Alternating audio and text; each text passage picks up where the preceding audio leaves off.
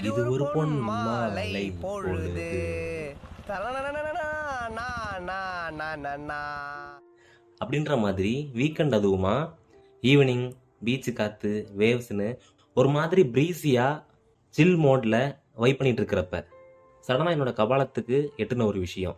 சரி, இதை பற்றி இந்த வீக் உங்ககிட்ட பேசிடலாமே அப்படின்னு நினச்சி வீட்டு பக்கமாக திரும்பினா கைரேகை பார்க்குற அக்கா கிளி ஜோசியம் பார்க்குறியாப்பான்னு கேட்ட சத்தத்தை ஓவர்டேக் பண்ணுற மாதிரி நம்ம நண்பர் சொன்ன பதில், அதான் நெத்திலே எழுதி ஒட்டியிருக்கே, அப்புறம் என்ன கைரேகை பார்த்துக்கிட்டு அப்படின்னு சொன்னதும் கைரேகை பார்க்குற அக்காவே சிறு புன்னகையோட நகர்ந்து போன அந்த மூமெண்ட் ஒரு மாதிரி ஸ்ட்ரக் ஆகி என்னை யோசிக்க வச்சுது.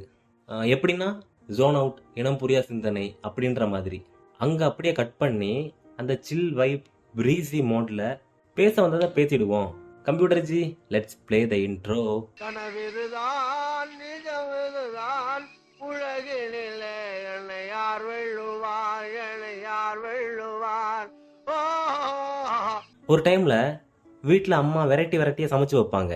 அப்போல்லாம் இன்னைக்கு இதுதானா, அது பண்ணலையா, இது பண்ணலையா, இது நல்லா இல்லை, இதில் உப்பு இல்லை, காரம் இல்லை, அதாவது டைமுக்கு சாப்பிட்டு அலட்சிய போக்கில் ஊர் சுற்றின அந்த ஸ்டேஜ், அட பேம்பரிங் ஸ்டேஜ்னு சொல்கிறேன்.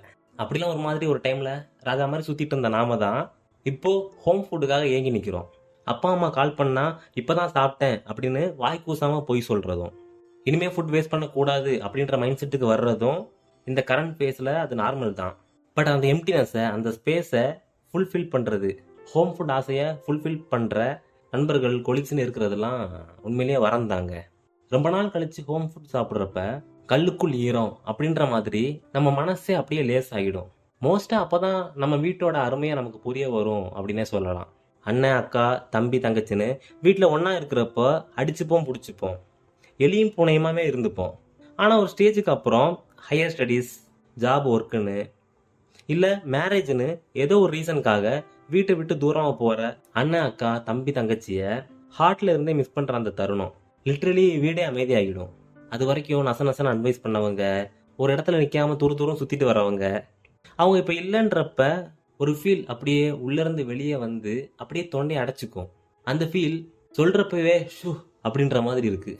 என்னடா சில் வைப்பு ப்ரீசி மோடுன்னு சொல்லிட்டு இப்போ இங்கே வந்து நிற்கிறானேன்னு பார்க்குறீங்களா? சிங்க் இருக்குது. நம்மளில் எத்தனை பேர் அம்மா சமையல் நல்லா இருக்குன்னு சொல்லியிருப்போம்? யோசிச்சு பாருங்க.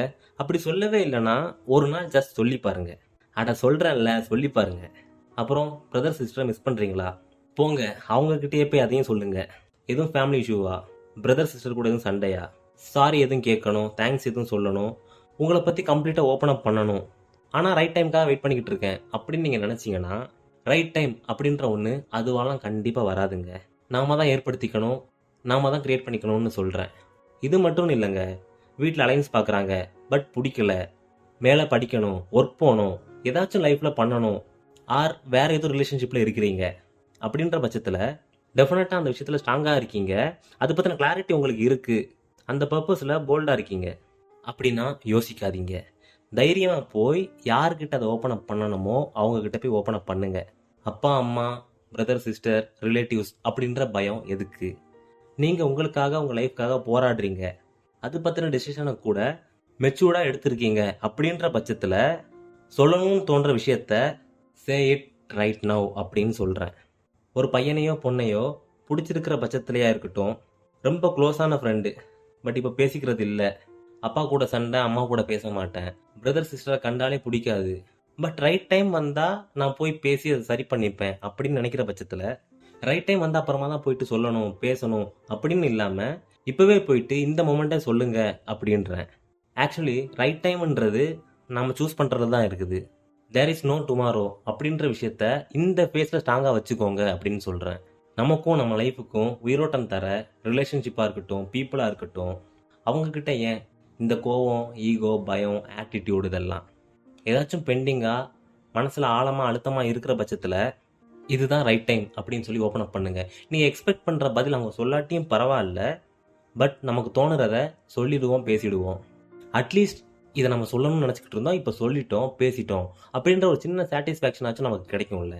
அந்த பேக்கேஜை ஏன் நம்ம மனசுக்குள்ளேயே போட்டி வச்சுக்கிட்டு இருக்கணும்? சொல்லிட்டோம், பேசிட்டோம் அப்படின்ற சாட்டிஸ்ஃபேக்ஷன் போதுங்க, மற்றதெல்லாம் அதுவாக நடக்கும். யூனிவர்ஸாக நம்புங்க.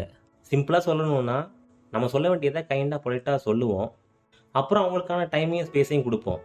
அதுதான் கரெக்டாக இருக்கும் அப்படின்னு எனக்குமே தோணுது. நான் என் அப்பா கூட பேசுறது இல்ல, அம்மா கூட சண்டை, ஃப்ரெண்டோட ஈகோ கிளாஷ், பிரதர் சிஸ்டர் கூட மிஸ் அண்டர்ஸ்டாண்டிங். பட் முன்ன மாதிரி இருந்தால் நல்லா இருக்கும் அப்படின்னு நினச்சிங்கன்னா அவங்கக்கிட்ட போய் உட்காந்து பேசுங்க. சச்சின் மூவியில் வர மாதிரி தான், அடுத்த நிமிஷம் நிச்சயம் இல்லாத வாழ்க்கைங்க, முடிஞ்ச வர ஸ்ப்ரெட் லவ், அவ்வளோதான். சொத்து தகராறு, inter caste or religion marriage, பரம்பரை பகை அப்படின்னு எதனா இருந்தால் சொல்கிறதுக்கு ஒன்றும் இல்லை. No comments, simply waste. Recent டைம்ஸில் சில ரூல்ஸை நான் ஃபாலோ பண்ணிக்கிட்டு இருக்கிறேன். பிடிச்சா எடுத்துக்கோங்க. தெரிஞ்சே யார் மனசையும் நோகப்படுத்தாதீங்க. யாரையும் ஃபினான்ஷியலாக சீட் பண்ணிடாதீங்க. யார் எப்படி இருந்தாலும், எவ்வளோ பெரிய மனுஷனாக இருந்தாலும், எவ்வளோ சின்ன மனுஷனாக இருந்தாலும் அவங்கள மனுஷனாக மதிங்க. யாரையுமே ஜட்ஜ் பண்ண வேணாம். உலகத்தில் வாழ்கிற ஒவ்வொரு மனுஷங்களும் அவங்க வாழ்க்கையில் ஏதோ ஒரு பெரிய இழப்பு, ஏமாற்றம், துரோகம் எல்லாம் கடந்து தான் வந்துக்கிட்டு இருப்பாங்க. எல்லாம் கடந்து தான் வந்துக்கிட்டு இருக்கோம். கடக்க பழகணும் தான். மிஸ் அண்டர்ஸ்டாண்டிங், மிஸ்கம்யூனிகேஷன், மோஸ்ட்டாக இதனால தான் நிறைய ப்ராப்ளம் வருது. அதை அப்போவே பேசி தீர்க்கிறதுனால பெரிய பெரிய கேப், பெரிய பெரிய பிரச்சனை சால்வ் ஆகும் அப்படின்ற ஒரு விஷயத்த ஃபஸ்ட்டு நம்புவோம். முறையாக பேசாதனால பல வருஷங்கள் பேச முடியாமல் போன நிறைய ரிலேஷன்ஷிப்பை பார்க்குறோம், நிறைய ஃபேமிலியை பார்க்குறோம். So right moment to talk அப்படின்னு நம்ம வெயிட் பண்ணிகிட்டே தான் இருக்கணும். அந்த மூமெண்ட் வருமா அப்படின்னா நமக்கு தெரியாது, ஆனால் நாம் தான் அமைச்சிக்கணும். ஏதாவது ஒரு விஷயம் இந்த மாதிரி உங்களுக்கு ரொம்ப ரொம்ப க்ளோஸான ஒரு ஆள்கிட்ட பேசணும்னு தோணி இருந்தா, பேசினா ஏதாவது கொஞ்சம் சரியாகும் அப்படின்னு தோணுனா, ரைட் டைமுக்காக வெயிட் பண்ணிக்கிட்டு இருக்கிறது கரெக்டே கிடையாது. ஏதாவது உங்களுக்கு இன்கம்ப்ளீட்டாக யார்கிட்டயாச்சும் பேச வேண்டியது இருக்குன்னா, it is a right moment, இன்றைக்கே பேசி ஆகணும் அப்படின்ற மாதிரி பேசிடுங்க. ஏன்னா அதுக்கப்புறம் என்ன வேணால் நடக்கட்டும். நம்ம மனசில் அப்பா இதை பண்ணிட்டோம், இத்தனை நாள் இத்தனை வருஷம் மனசை உறுத்திக்கிட்டு இருந்ததை சொல்லிட்டோம், யாருக்காவது சாரி சொல்லணும்னாலும் தேங்க்ஸ் ஆர் பர்சனலாக பேசணும், ஏதோ ஒன்று பேசணும் அப்படின்னு எந்த மொமெண்ட் தோணுதோ அந்த மொமெண்ட் அதை பேசிடுங்க. Don't wait அப்படின்றேன். நாளைக்கு அப்படின்னு ஒன்று இல்லை அப்படின்ற மாதிரி இன்றைக்கே போய் அதை பண்ணி முடிச்சிடுங்க அப்படின்னு சொல்லி இந்த வீக் நடைய கட்டுறேன். நெக்ஸ்ட் வீக் இன்னொரு நல்ல டாப்பிக்கோட திரும்பவும் உங்களுக்காக சீக்கிரமே வர்றேன். அது வரைக்கும் உங்களை நீங்கள் நல்லா பார்த்துக்கோங்க. உங்கள் கூட இருக்கிறவங்க கிட்ட ஏதாச்சும் பேசணும், சொல்லணும் அப்படின்னு நினச்சிக்கிட்டு இருந்தீங்கன்னா இதுதான் ரைட் டைம், இதுதான் ரைட் மொமெண்ட் அப்படின்னு நினச்சி இன்றைக்கே சொல்லிடுங்க அப்படின்றேன். See you, bye bye, take care, cheers, DK. இது why blood, same blood. Parotta